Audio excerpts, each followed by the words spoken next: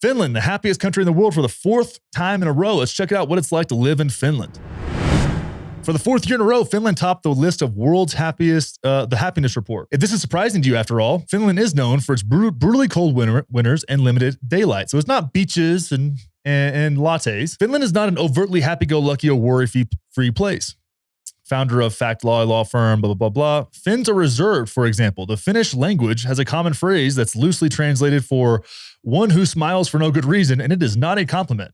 So Finns have been shocked to learn they are so happy. So the Finnish people are surprised that they're happiest.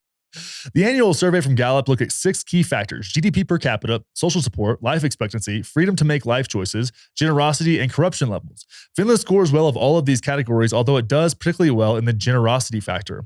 The study has a lot of people wondering what it is that gives Finns such a positive outlook on life and what life is really like for the land of 1,000 lakes. Parents love that their children can get an excellent education in Finland. How about that?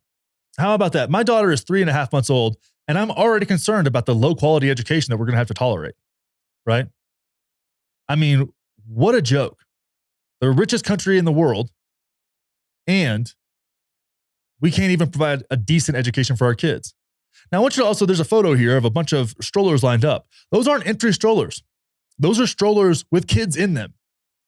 Women can leave their kids unattended in a stroller and go into the grocery store, do their thing. No problem. Would you ever do that in the United States? The quote unquote greatest country in the world. Could you ever leave your kid unattended outside of a grocery store in any town in the United States? I'm sure there's a couple, but there sure as ain't many. Let's keep on going. Finland was ranked the most literate nation in 2016, and Finns love their libraries. So they actually read. Because a lot of people here in the United States complain about drag queen story hour, which is a little bit odd to me, I will admit.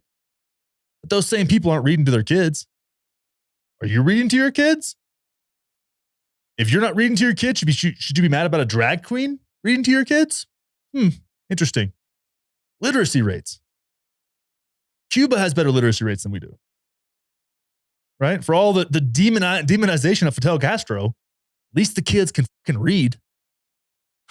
Moving on. It's an incredibly safe country. Weird. It's a safe place to live. Wouldn't that be nice? Wouldn't that be? And it's a no. This isn't as, we aren't dealing with the kind of violence that we dealt with 2,000 years ago, right? I get it, Charlie Kirk. But we have crime that goes out of control in major cities. It's insane. Universal healthcare is a given in Finland. Now, say what you want about universal healthcare, but I can tell you that paying $30,000 on average to have a child isn't necessarily pro-life. So isn't it funny? I bet the abortion rates in Finland are much lower than they are in the United States. I would think so. Child mortality is also lower. And you're not going to go bankrupt over some disease caused by a broken food system and a poverty mindset. Right? You're not gonna be held accountable for the fuckery of a broken food system in Finland and a broken healthcare system in Finland, right? Because at the end of the day, the government is now incentivized to have healthy options, healthy food, because that's on the taxpayer dollar now, right? Isn't that weird? If you change the incentives, where now all of us are now responsible for the health of our country, and that becomes a topic of discussion because we have universal healthcare. Just steel manning here, right? Just throwing it out there. If the government runs the healthcare system, we have universal healthcare. We're all now incentivized to be much healthier as a culture from the top down, instead of a fake capitalist system that allows us and profits from us being fat and sick and stupid. So our country has moved directly in alignment with the incentives of those who run the country, which are the mega corporations. That's who runs the country. So if we change that and say, hey, now if you're a conservative and you want less government spending, the best way to do that isn't cutting Social Security and Medicare. It's not making sure less people are sick. And wouldn't that be a different fucking incentive and different reality? Finns are big on getting outside and exploring nature. Holy shit. Isn't that funny how being in touch with something larger than yourself, i.e. nature, is something great. Now, I know that a lot of conservatives will call national parks and things like that socialism, and they think they should be owned by Disney World or something.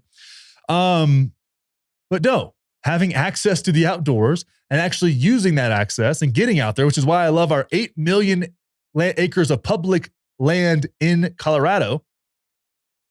One of the most beautiful things about this state, and why I'm so resistant to move to Texas, because they don't have that shit there. You know what they have? All the signs in the parks in Texas are full of bullet holes. It's not exactly an inviting environment for taking your family, getting outside. So yeah, access to getting outside and exploring nature. They have a wonderful wintertime. Finns love their saunas, which are proving to increase immunity and well-being. Wow. A cultural trend that actually increases the quality of your immune system and your well-being. Isn't that a novel concept? Nordic cuisine is impressive. Yeah, they got good food, and they believe in honesty. Weird. There's something else about people from Finland and the Scandinavian countries. They're also honest with themselves. We have this idea here, and we get told that you can be whoever you want. You can be an astronaut. You can be the president. You can make $1 million. You can do whatever. You participate in this. That's very unlikely. I was talking to a friend who was recently in Europe and talking to some people from Finland. She's like, you guys, like, even their Christmas over there, it's very modest compared to ours. Think about a holiday we have that's not wrapped up in commercialism, right? And consumerism. We have a culture of consumerism here, right? This desperation, this seeking constantly that provides no fulfillment at all. It provides profits, and that's it. No fulfillment. And I believe in the power of markets. I believe in the power of incentives. I think they can be structured in such a way that's very beneficial. But that's not the reality we're living in now.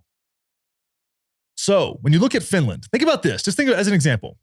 What if all of a sudden the internet didn't exist? Internet's gone. Boom. No more internet. How much would life change in the United States? We'd be dealing with riots and looting and craziness. What would life be like if the internet just disappeared in Finland? Probably relatively similar. We just wouldn't see it because we wouldn't have Instagram, right? So we have this, and it's something to think about, really.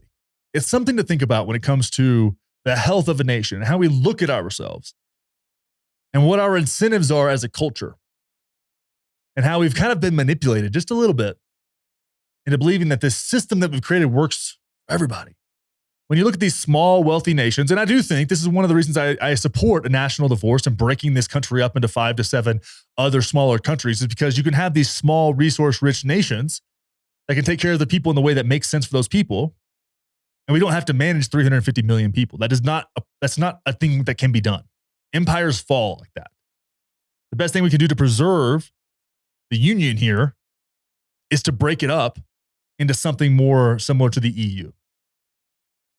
But we can't grasp that because then we wouldn't have this gigantic war machine and these products of so-called capitalism that we worship and have been taught to worship and indoctrinated and propagandized into worshiping our entire lives.